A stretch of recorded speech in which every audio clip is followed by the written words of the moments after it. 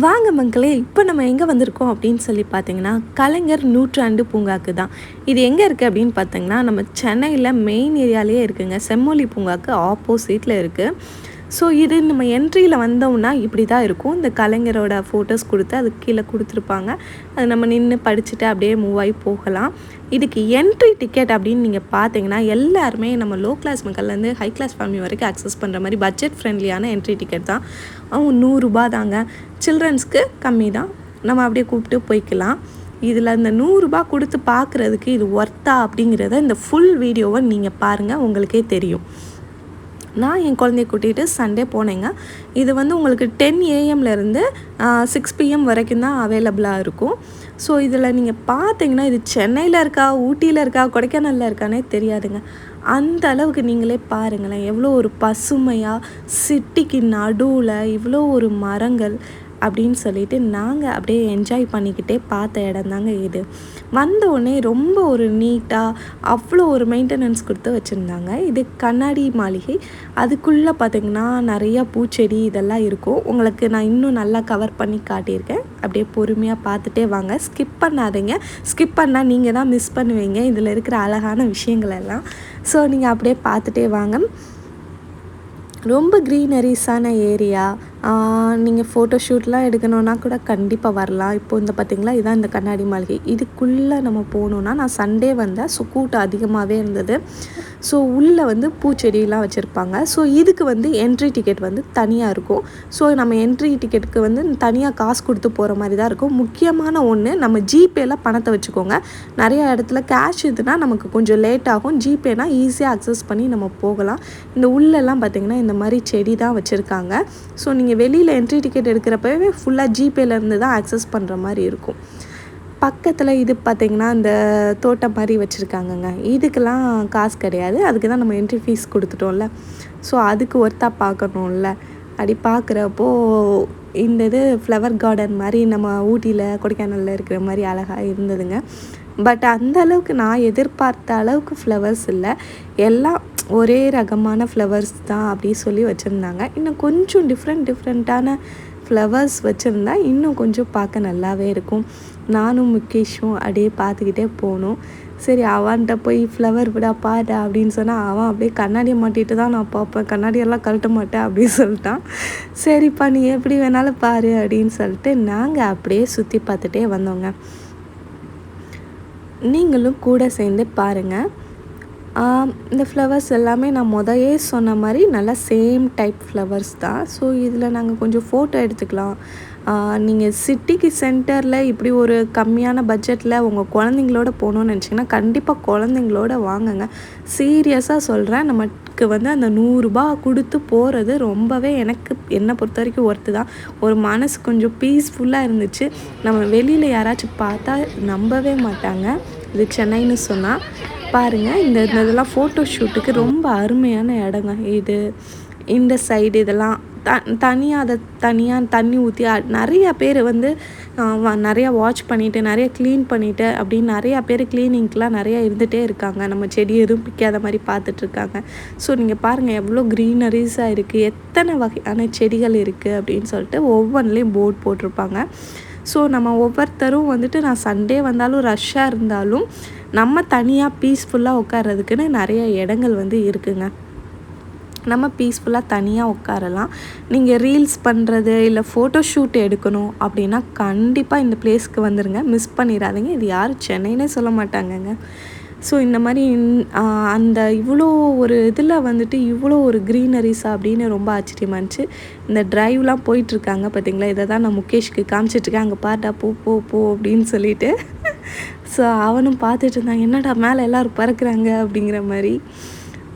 So இந்த இடம் வந்து இந்த கண்ணாடி மாளிகை பக்கத்துலேயே வந்துட்டு ரொம்ப அழகாகவே இருந்துச்சு. ரொம்ப ஒரே டைப்பான பிளான்ஸ் வச்சு நல்லா க்ரீனரிஸாக இருந்துச்சு. எவ்வளோ க்ளீனாக இருக்குது அப்படின்னு சொல்லி பாருங்கள். சுற்றி பார்க்குறதுக்கும் நம்ம கண்ணுக்கும் ரொம்ப குளிர்ச்சியான ஒரு இடமா இருந்துச்சு. ஸோ உங்களுக்கு இப்போ பெருசாகவே காமிச்சிருக்கேன் பாருங்கள். இப்போ ஏதோ நம்ம வேறு கண்ட்ரியில் இருக்கிற ஃபீல் தருதா? வாங்க, நீங்களும் வந்து ஒரு நாள் என்ஜாய் பண்ணுங்கள். அவன் போய் முகேஷ் விட மாட்டேன் அந்த செடியை நான் பிக்கணும் அப்படின்ட்டு போகிறான். அச்சோ செடியெல்லாம் பிக்கக்கூடாதுப்பா பார்த்துட்டா அவ்வளோதான். ஐயோ இந்த அக்கா வேற போதே திட்டிடுவாங்களோங்கிற ஒரு பயத்துலேயே இருந்தேங்க. சிவனை வச்சுட்டு இவன் நல்லா என்ஜாய் பண்ணால் நிறையா தூரம் நடந்தான்.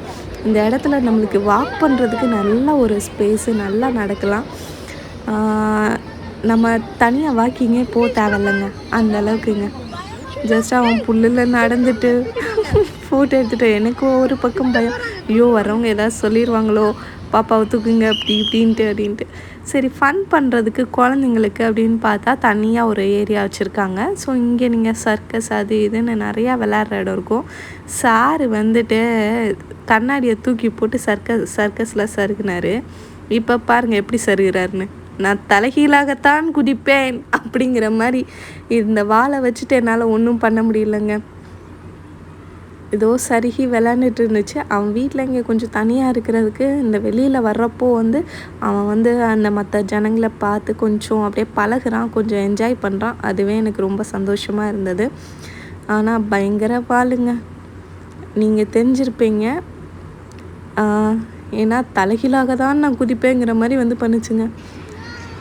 சரி இந்த கிட்ஸ் ஏரியா பாருங்கள் எவ்வளோ பெருசாக இருக்குது அப்படின்னு சொல்லிட்டு இந்த மாதிரி நிறையா இருக்கும். நம்ம கிட்ஸை கூப்பிட்டு வந்து விளையாட வச்சா நம்ம கிட்ஸு செம்மையாக என்ஜாய் பண்ணுவாங்கங்க. இந்த ஏரியாவில் இந்த மாதிரி ட்ரைவ் போகணுன்னாலும் போகலாம். இதுக்கு நம்ம தனியாக வந்து காசு கொடுக்கணும், காசு கொடுத்து தான் போக முடியும். ஸோ சேம் இதில் வந்துட்டு இந்த 100 ரூபா கொடுத்துட்டேன் அதில் போகணும் அப்படின்லாம் போக முடியாது. இங்கிட்டு பார்த்திங்கன்னா இந்த இதை இயற்கை அழகை நீங்களே ரசிச்சுட்டே வாங்க. நான் உங்களுக்கு சொல்லக்கூட தேவையில்ல எப்படி இருக்குது அப்படின்னு சொல்லி நீங்களே பாருங்கள்.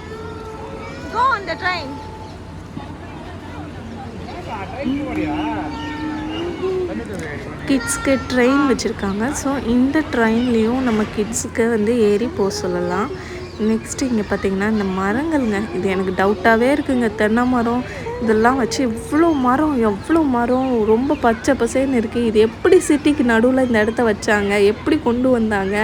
இவ்வளோ பெரிய க்ரீனரிஸ், இவ்வளோ பெரிய மரங்கள் எல்லாம், ஆலமரம், இது அது தென்னை மரம், இதெல்லாம் எங்கேருந்து கொண்டு வந்தாங்க அப்படிங்கிற மாதிரி இருக்குங்க எனக்கு.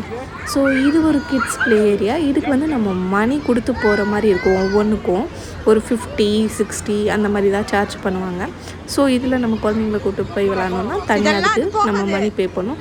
இவனை போகிறியானா அவன் போகவே மாட்டேன்ட்டான். சரி நெக்ஸ்ட்டு பார்த்திங்கன்னா கேஃபிடேரியா.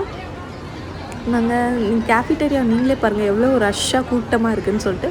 சண்டே போனதுனால தாங்க அப்படி, ஏன்னா பயங்கர கூட்டமாக இருந்துச்சு. சரி பயங்கர கூட்டமாக இருக்கே, நம்ம வீடியோ மட்டும் எடுப்போம். வீடியோ எடுத்துகிட்டு கொஞ்ச நேரம் கழித்து கூட்டம் போனதுக்கப்புறம் நான் ஈவினிங்காக தான் வந்தேன், ஒரு 4 o'clock வந்தேன். சரி நம்ம கூட்டம் குறைஞ்சதுக்கப்புறம் ஒரு 1/2 an hour அப்புறம் வந்து பார்க்கலாம் அப்படின்னு பார்த்தா, நான் வந்ததுக்கப்புறமேட்டிக்கு 1/2 an hour கழித்து போனால் இதை விட கூட்டமாகிடுச்சுங்க. ஸோ கேஃபிடேரியாவுக்கு நீங்கள் போய் வாங்கணுன்னா வாங்கிக்கோங்க. சண்டே கொஞ்சம் ரஷ்ஷாக தான் இருக்கும்.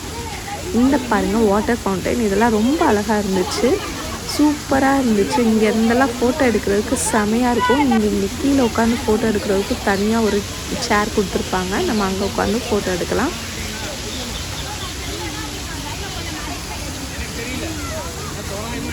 எல்லாருமே இங்கே பார்த்திங்கன்னா ஃபோட்டோ எடுத்துகிட்டு தான் இருப்பாங்க. இதுதாங்க எனக்கு ரொம்ப பிடிச்ச ப்ளேஸ்.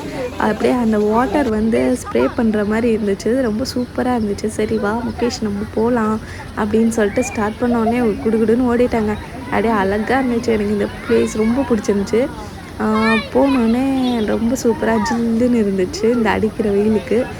ஸோ முகேஷ் வந்து பார்த்திங்கன்னா ஐயோ ஸ்மெல்லு தாங்க முடியல எனக்கு அப்படின்னு மூட்டை பார்த்திக்கிட்டான். அதுலேருந்து ஒரு ஸ்மெல் வருது, சென்ட்டு ஸ்மெல் மாதிரி. ஸோ அதனால் வந்து கொஞ்சம் இதாக இருந்தது. பாருங்கள் ரொம்பவே அழகாக இருக்கும். அதில் ஐபால்ஸ்லாம் வச்சு ஒட்டிட்டு ஆடுற மாதிரி முகேஷ்டா தான் காமிச்சிட்டு இருந்தேன். பாரு கண்ணு சுற்றுது பாரு அப்படின்னு சொல்லிட்டு. ஸோ ஈவினிங் ஆயிடுச்சுன்னா லைட்டிங்ஸ்லாம் போட்டு செமையாக இருக்குங்க. நீங்கள் ஈவினிங் போகிறதான் என்ன கேட்டால் சூப்பர் அப்படின்னு சொல்லுவேன், நீங்கள் மார்னிங் போகிறத விட. ஸோ இங்கே இன்னொன்று இருக்கும் அப்படின்னு பார்த்திங்கன்னா பறவைகள் பூங்கா. அது நான் போகல, அதுக்கும் தனியாக நம்ம மணி பே பண்ணி போகிற மாதிரி இருக்கும்.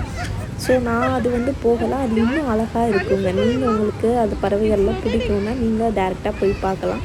பாருங்கள் ஈவினிங்கில் அந்த மரத்துலலாம் கூட எவ்வளோ லைட்ஸ் போட்டு சுற்றி லைட்ஸ் எல்லாம் ஆன் பண்ணிட்டாங்க. செமையாக இருக்கா? இது சென்னை மாதிரி தெரியுதா? நீங்கள் சொல்லுங்கள், நான் சொல்லாட்டி உங்களுக்கு இது சென்னைன்னு தெரியுமா? இப்படியே நம்ம ஃபேமிலியோடு போய் நல்லா என்ஜாய் பண்ணிட்டு வர்றதுக்கு ஒரு நல்ல ஒரு ஸ்பாட்டு. நம்ம மனசுக்கும் ரொம்ப பீஸ்ஃபுல்லாக இருக்கும். நம்ம தனியாக போய் கூட என்ஜாய் பண்ணிட்டு வரலாம். அந்தளவுக்கு ரொம்ப அழகான மனசுக்கு நிம்மதியான ஒரு ஸ்பாட். ஸோ இந்த மாதிரி அப்படியே வாக்கிங் போய்கிட்டே தான் இருக்கிற மாதிரி இருக்கும். அந்த இடம்லாம் சுற்றிட்டே பாருங்கள். முகேஷ் ஒரு பாட்டியோட போயிட்டுருக்கா, யாருன்னே தெரியாது. ஸோ இந்த புல்லெல்லாம் பாருங்கள் எவ்வளோ சூப்பராக இருக்குது அப்படின்னு சொல்லிட்டு நீங்களே அப்படியே அந்த இடத்த கொஞ்சம் கொஞ்சமாக ரசிச்சுட்டு என்னோடு சேர்ந்து பார்த்துட்டே வாங்க.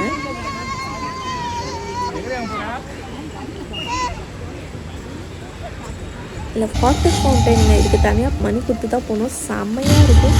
இது நான் ஃபுல் வீடியோ எடுக்கலைங்க, கம்மியாக தான் காமிச்சிருக்கேன். ஏன்னா நீங்கள் ஃபஸ்ட் வரப்போ உங்களுக்கு அந்த எக்ஸைட்மெண்ட் இருக்காங்க. இது துபாய்க்கு அடுத்து நம்ம சென்னையில் தானே இருக்குது.